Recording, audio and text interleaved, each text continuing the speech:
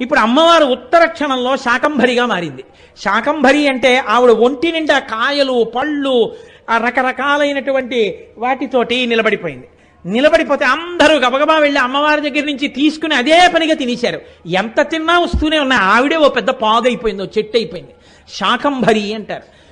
అమ్మవారి యొక్క కారుణ్యానికి హద్దులేనటువంటి స్థితికి శాకంభరి అని పేరు.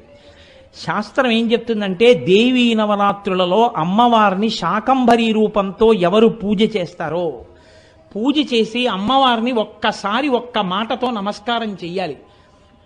అమ్మవారిని పిలిచేటప్పుడు నమస్తే నమ శాకంభరి శివే అనాలి. అమ్మా శాకంభరి నీకో నమస్కారం, శివే శివుని యొక్క ఇల్లాలా నీకొక నమస్కారం, నమస్తే శతలోచని ఆనాడు శతాక్షి రూపంతో ఇన్ని కన్నులతో వచ్చిన తల్లి నీకొక నమస్కారం.